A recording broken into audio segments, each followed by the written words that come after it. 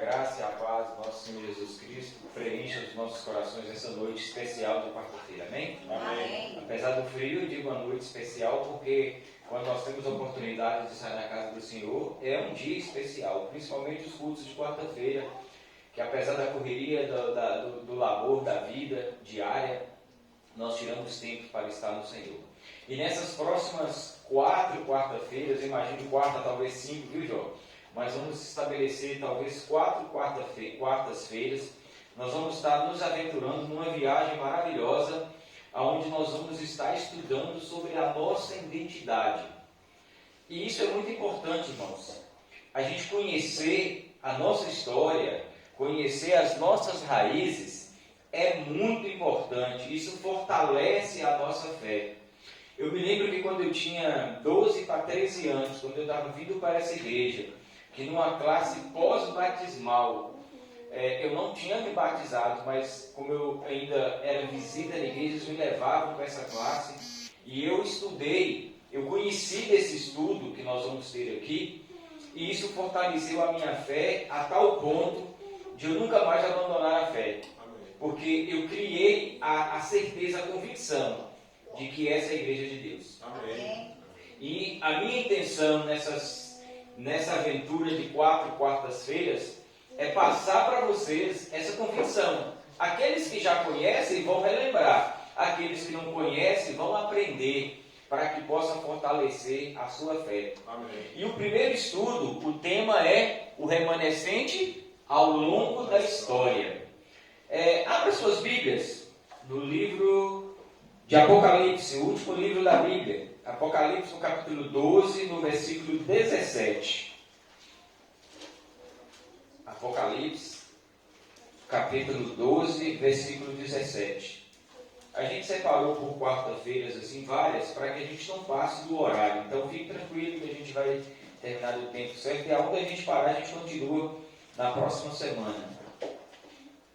Todos encontraram? Amém. Vamos orar então. Querido Deus, pedimos o poder do Teu Santo Espírito nesse instante ao abrirmos a Tua palavra, que cale o homem e que Tu fale por nós através do Teu Santo Espírito. Amém, Senhor. Que somente o Seu nome seja engrandecido e possamos entender e aceitar os Teus ensinamentos. Continue conosco, em nome de Jesus. Amém. Amém, Senhor. O texto da palavra de Deus diz assim: irou-se o dragão contra a mulher e foi pelejar com os restantes da sua descendência, os que guardam os mandamentos de Deus e têm o testemunho de Jesus. Esse texto é um texto profético, escatológico. Então, a gente, como adventista do sétimo dia, através dos estudos teológicos que temos, nós o entendemos como simbólico. E o dragão é um símbolo de Satanás. A mulher, como a Bíblia ensina, é o símbolo de uma igreja. A mulher pura da igreja de Deus. A mulher prostituta, vestida de prostituta, é a igreja corrompida, a igreja caída.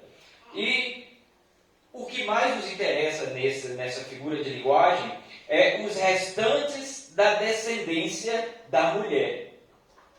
Quando nós vimos esse texto, nós entendemos que no tempo do fim, Deus teria um remanescente fiel que permaneceria firme, que permaneceria alinhado, sintonizado com os ensinamentos da palavra de Deus. O que eu gostaria de nessa noite estudar com vocês é que às vezes nós imaginamos que esse remanescente fiel só aparecerá no tempo do fim, ou só irá aparecer no tempo do fim. Mas quando nós estudamos a história da Bíblia, a história do povo de Deus na Bíblia, nós vamos entender e vamos aprender que Deus sempre teve um remanescente ao longo dos tempos. Desde que houve pecado, houve um remanescente estabelecido por Deus na terra. Amém. Se não, vejamos, depois do pecado, quando Caim ficou vivo, ele se rebelou contra Deus. E então, no lugar de Abel, Deus fez com que nascesse Sete. Não foi assim? Sim. Pronto. Caim se tornou rebelde contra Deus. E os descendentes de Sete, os descendentes de Adão e depois de Sete, se tornaram o restante daqueles que se tornaram fiel a Deus. Mas a Bíblia, quando passa por essa figura de linguagem, ela apresenta, abra sua Bíblia aí, no livro de Gênesis, no versículo 7, no capítulo 7, Gênesis no capítulo 7, nós vamos ler o versículo 26. Você vai ver que aí está o contexto da história de Noé. E 7, versículo 26. Esse texto... Só tem até o 24. Opa, então eu devo ter anotado, mas é 7.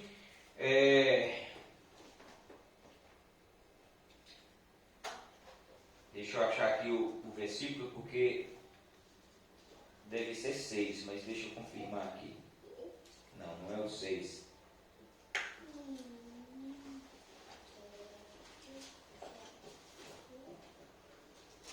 Sim, acho que é versículo 23. Isso, está aqui, versículo 23. A história de Noé é bastante conhecida nossa. Nós sabemos que o mundo se contaminou depois dos descendentes de Sete, como eu falei. Sempre houve ali um remanescente fiel. Mas chegou um ponto que a Bíblia apresenta, através da história de Noé, que a terra se corrompeu a ponto de Deus ter se arrependido de ter criado o homem. E então Deus resolveu destruir o ser humano. Mas Deus estabeleceu um remanescente, que era exatamente Noé e sua família. Vocês conhecem a história. Noé, através da orientação de Deus, pregou durante 120 anos, porque a vontade de Deus era que não fosse só Noé. Deus escolheu Noé para ser o representante dele, para levar a mensagem de salvação para aqueles que quisessem entrar na arca. Mas, infelizmente, o povo daquela época rejeitou e somente Noé e sua família sobrou. E aí, veja o que está dizendo no versículo 23. Assim foram exterminados todos, olha bem, todos os seres humanos, ou todos os seres que havia sobre a face da terra, o homem e o animal, os répteis e as aves dos céus, foram extintos da terra. E o que diz mais a sua Bíblia aí? Ficou, quero ouvir vocês dizendo, somente Noé e os que com ele estavam. Está escrito remanescente aí? Não, mas o contexto leva-se a entender um restante. Por quê? A palavra remanescente, quando você traduz lá do original, da linguagem original da Bíblia, não é o aramaico, é hebraico, obrigado. Do hebraico, quando se traduz do hebraico, ela quer dizer o que sobrou, ou o restante, ou o resto.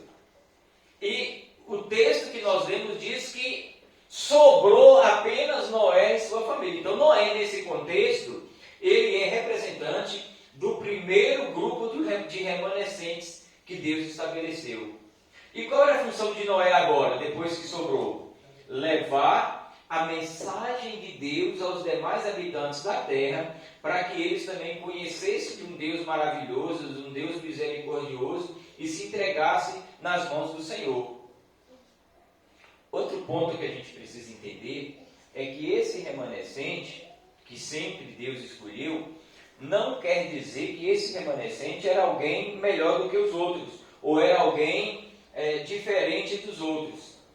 Eram pessoas, como no caso de Noé. O que diz a Bíblia lá? Noé achou graça aos olhos de Deus. O que é graça? Misericórdia é um dom imerecido. Não é que Noé era bom, mas ele achou graça diante de Deus. A diferença do remanescente, daquele que Deus escolhe, é que ele tem uma mensagem mais clara, ele tem um conhecimento de uma mensagem que o restante não conhece. E ao Deus chamar esse remanescente, ele tem a obrigação, ele tem o privilégio de ser chamado e escolhido, mas ele tem a responsabilidade de levar essa mensagem que ele conheceu para os demais. E passou-se o tempo e a gente vê na Bíblia um outro grupo que representa o remanescente de Deus, o grupo de Abraão. Quando Deus diz para Abraão, sai da tua parentela e vai para um lugar que eu vou te mostrar.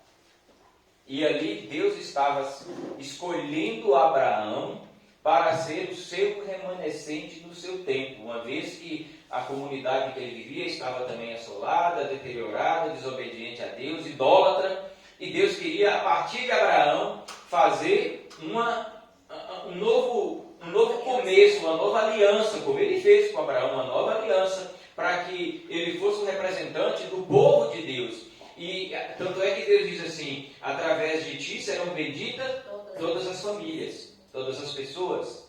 Então, Abraão tinha essa responsabilidade de ser o representante de Deus, para que todas as pessoas chegassem ao pleno conhecimento da verdade.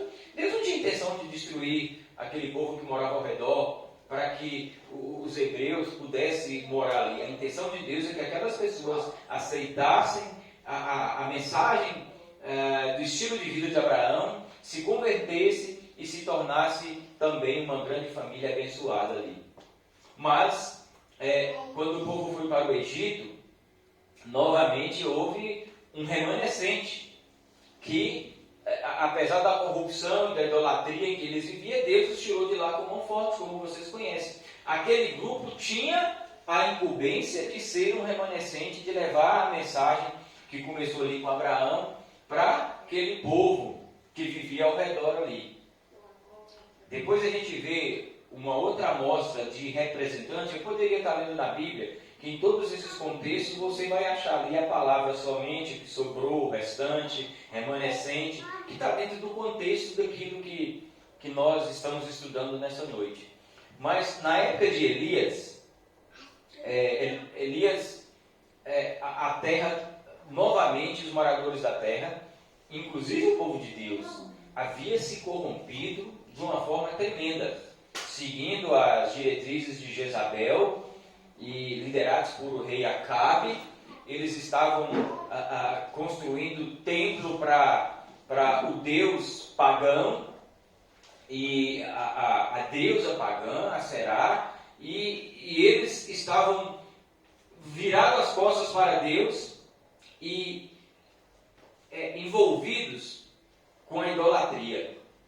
E Deus levantou o profeta Elias para ser esse remanescente fiel. Agora, o interessante desse remanescente específico está lá em... Vamos abrir nossas Bíblias? 1 Reis, capítulo 19. 1 Reis, no capítulo 19.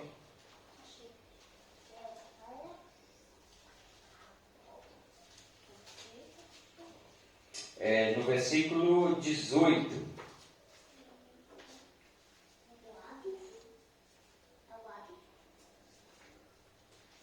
Todos encontraram? Amém.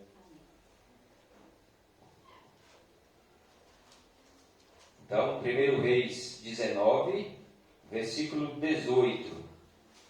O texto diz assim: também conservei... o contexto desse versículo é que Elias achava que somente ele tinha sobrado como remanescente. Mas aí Deus aparece para ele e Deus fala as palavras que nós vamos ver agora no versículo 19. Diz assim: também conservei em Israel, quantos? 7.000, todos os joelhos que não se dobraram a Baal, e toda boca que não o beijou. Ou seja, no contexto da idolatria, Elias imaginou que ele estava sozinho. Mas quando Deus falou com ele, os olhos dele foram abertos, Deus mostrou que além dele tinha ainda 7.000 que não dobraram os joelhos a Baal. E aí, isso mostra para nós, e é só um parênteses aqui, que nós vamos ver depois que nós somos o remanescente fiel de Deus nos últimos dias. E às vezes a gente parece que a gente está tão sozinho, né? Às vezes, assim, quando eu vejo pessoas dizendo, a igreja está corrompida, a igreja perdeu a essência, perdeu a sua a sua identidade, né? E aí, de repente, você vai na internet e vê um pregador com a mesma mensagem que você crê que está lá na Bíblia lá. Aí você conversa com o irmão e o irmão está pensando da mesma jeito que você. Ou seja, Deus sempre vai ter mais de 7.000 que não dobraram os joelhos a Baal. Você nunca está sozinho. Ainda que você não conheça, que você não veja esses 7.000, no momento certo seus olhos serão abertos para você ver que você não está sozinho, que Deus sempre tem um representante, um remanescente fiel ao longo da história. Mas eu poderia destacar aqui vários outros remanescentes fiéis no tempo do fim, mas eu vou dizer para você que quando Jesus veio, ele estabeleceu também um remanescente, porque ele chamou, dentre todos os que estavam ali, ele escolheu 12 para estarem com ele, para começar um novo grupo. Agora, não mais segundo a linhagem de sangue de Abraão. Tanto é que Jesus diz assim, quando alguém fala, sua mãe e seu pai estão ali. O que Jesus fala? Minha mãe, meus pais, meus irmãos são aqueles que fazem a vontade de meu pai. Aí depois tem um outro contexto que ele fala com a mulher que estava lá adorando, que os que adoram a Deus em espírito e em verdade, né, não precisariam mais ser descendentes de Abraão, mas todos aqueles que adoraram em espírito e em verdade que seria aceito por ele. E quando você vai lá nas cartas de Paulo, você também vê esse conceito de que a igreja, lembra quando Deus chamou Pedro e falou assim, tu és Pedro, e sobre essa rocha, que era Jesus, a rocha, estabelecerei a minha igreja. Então Deus ali estava estabelecendo um novo remanescente. Agora não seria mais da linhagem de sangue de Abraão, mas seria a linhagem espiritual. Não estaria mais no sangue, mas no coração ou na mente. Aqueles que aceitam os ensinamentos de Deus pregados por Abraão, pregados por Elias, por Noé, por Jacó, pelo próprio Jesus e depois pelos apóstolos. É por isso lá na igreja de Atos, você vê lá que a igreja de Atos, eles seguiam a doutrina dos apóstolos, porque foi o que os apóstolos aprenderam de Jesus, passaram para a igreja. E essa igreja é um grupo remanescente que, apesar de viver em meio da idolatria, da corrupção, do pecado, eles são separados por Deus para dar a mensagem ao mundo. Pronto. Falando disso, nós precisamos entender uma coisa importante agora. Quando você vê na Bíblia, Deus, como já lemos aqui na introdução, Deus fala de um remanescente do tempo do fim. Lembra que nós estudamos que ele fala que o dragão irou-se? Por que nós sabemos que isso seria no tempo do fim? Porque está revelado na Bíblia e nós vamos ler aqui agora. Abra sua Bíblia no livro de Daniel, no capítulo 12.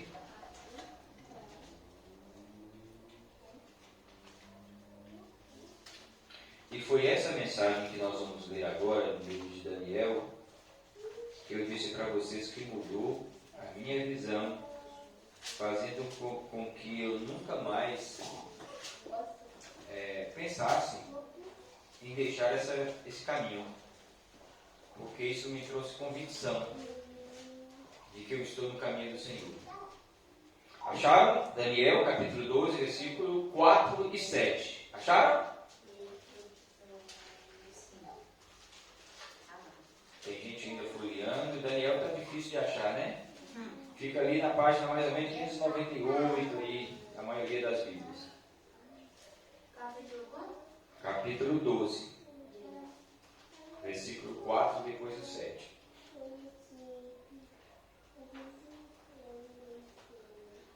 Diz assim o texto: Tu, porém, Daniel, encerra as palavras ou escreve, né? E sela o livro Pedro, até quando? Quer dizer a sua Bíblia aí? Até o tempo do fim.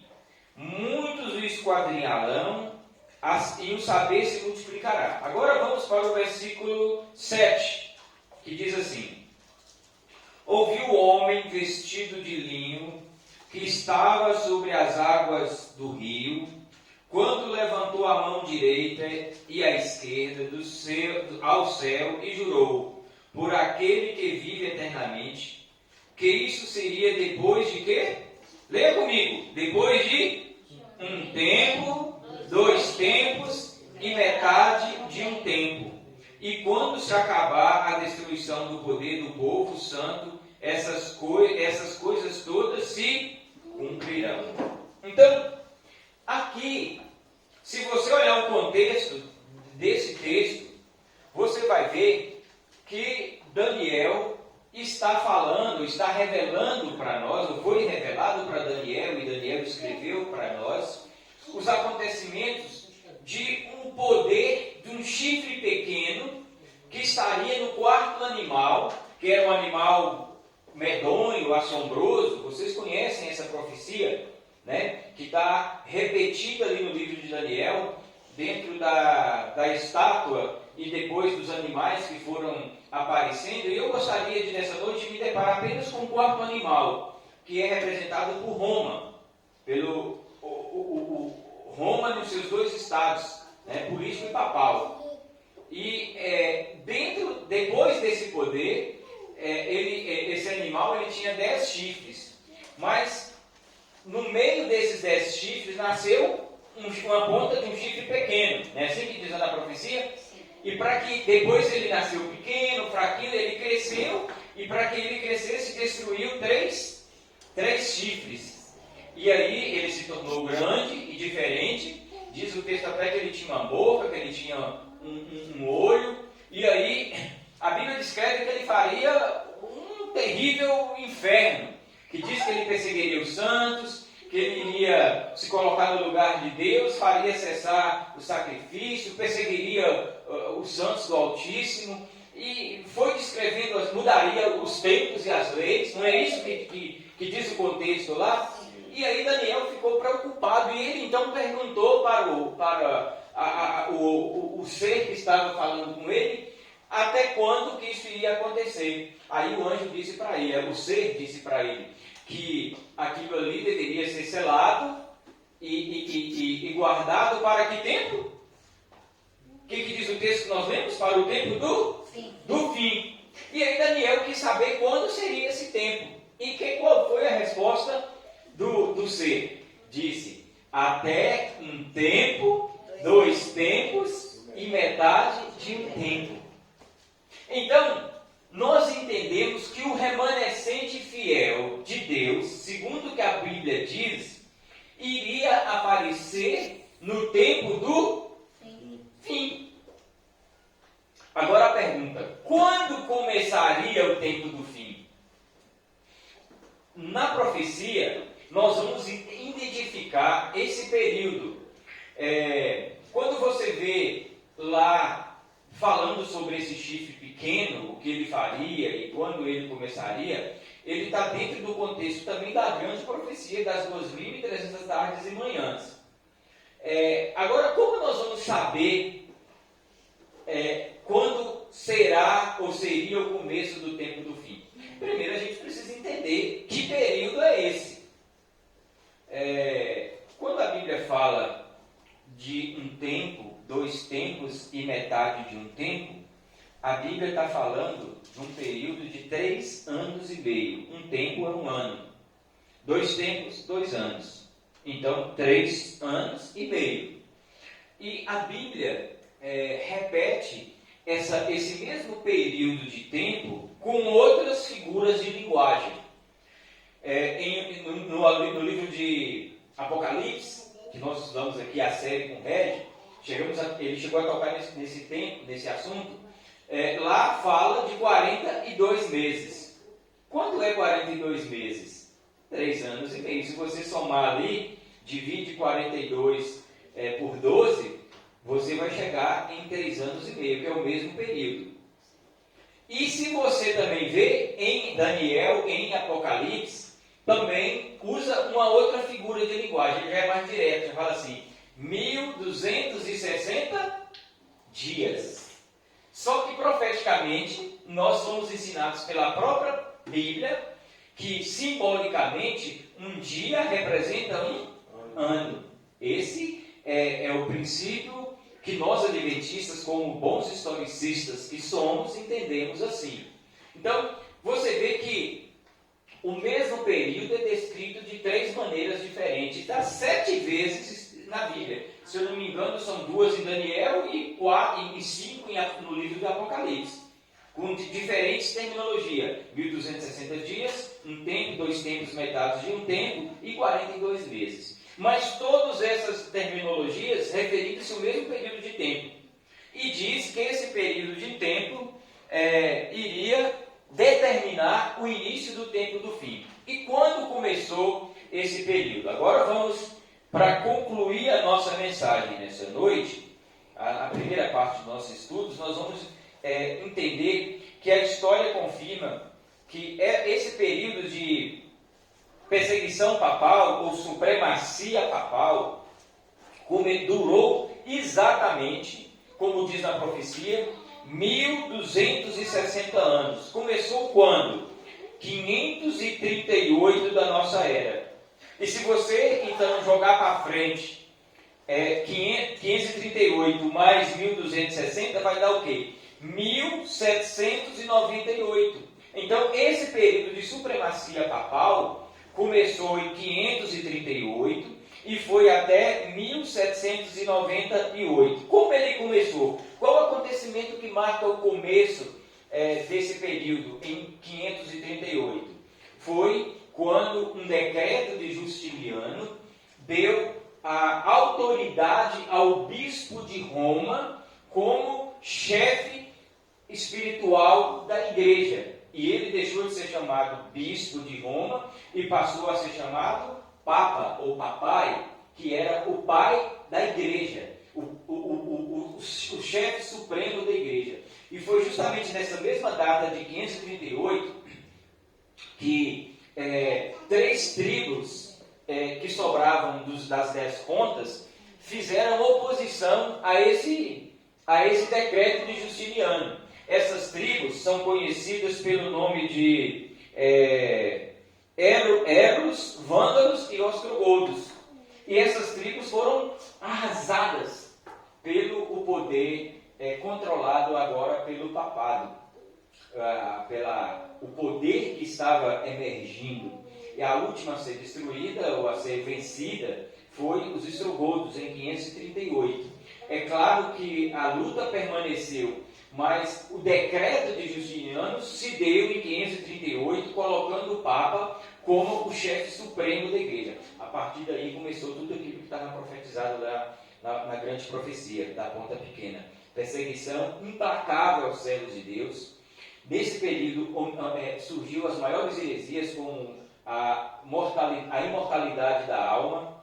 Passaram a rezar para os mortos, a intercessão de Maria, a mudança do sábado para o domingo, né, que ele lá disse que mudaria os tempos e as leis, a questão de se colocar no lugar de Deus, a ponto de ter autoridade de perdoar pecados. E ainda hoje você vai lá dos sacerdotes romanos, eles se colocam como autoridades para perdoar pecados. Você confessa e eles perdoam os pecados, se colocando no lugar que só Jesus, só Deus tem autoridade para isso. Tudo isso foi nesse período de 1260 anos. Agora, como foi que terminou esse período? Por que nós sabemos que ele concluiu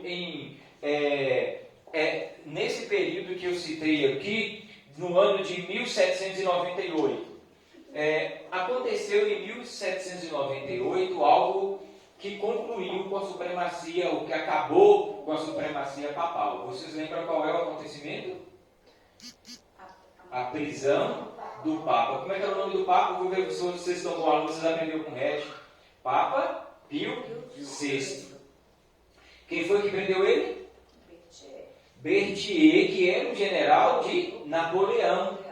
E devido a questões políticas, Napoleão ordenou que Berthier fosse até a cidade de Roma e prendesse o Papa Pio VI. Ele ficou preso por pouco mais de 1 ano e meio e morreu no cativeiro. Ali terminou a supremacia papal. Agora veja como a profecia é perfeita. Exatamente no tempo previsto, de 538, começou, e se você jogar para frente 538 mais 1260, você vai chegar exatamente no ano de 1798.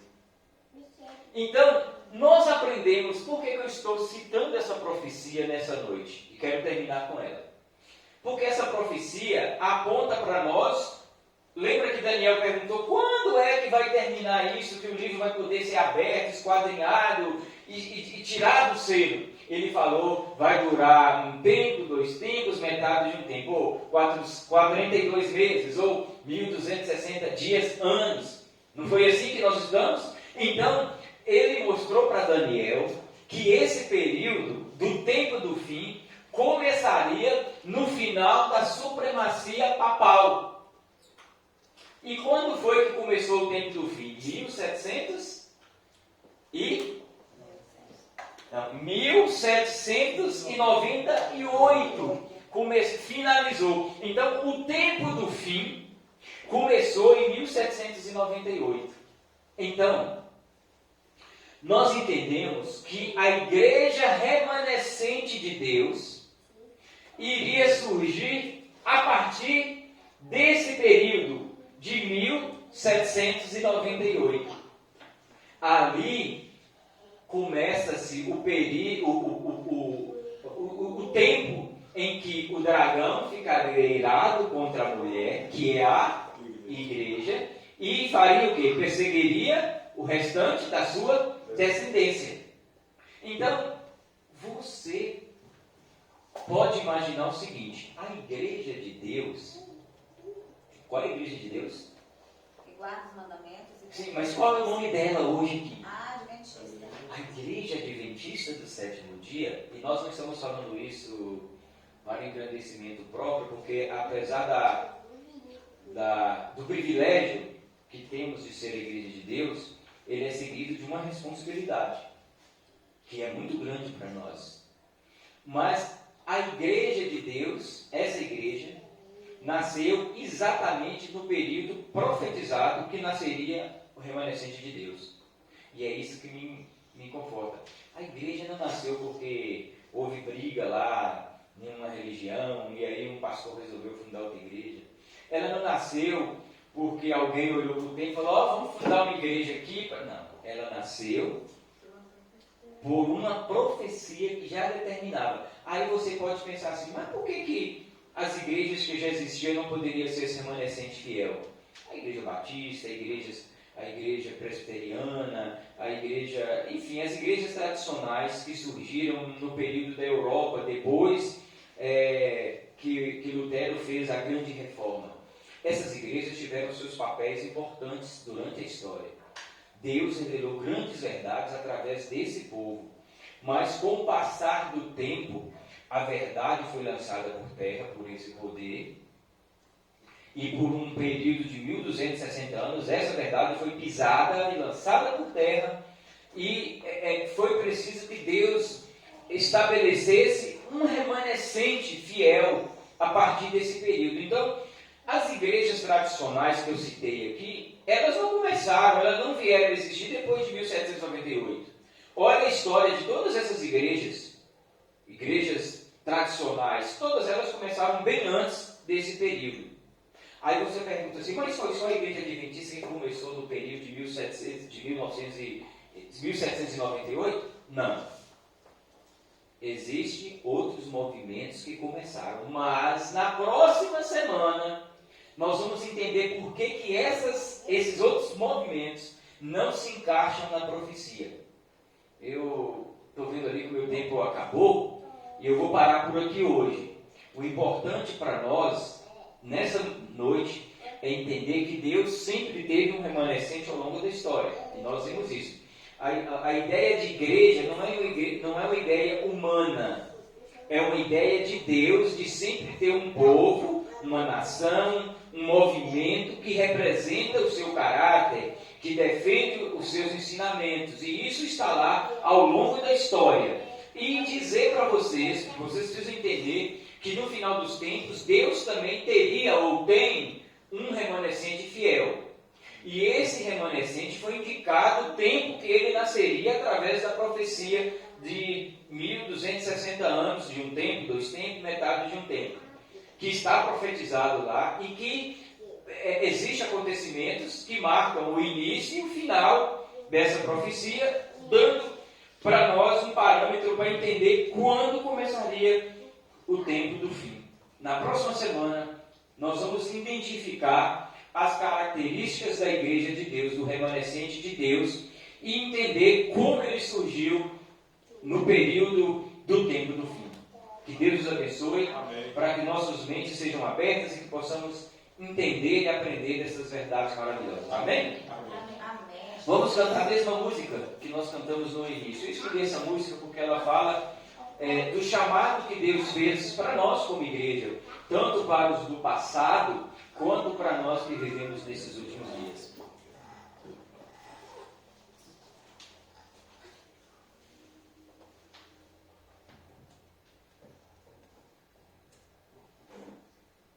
Vamos ficar de pé?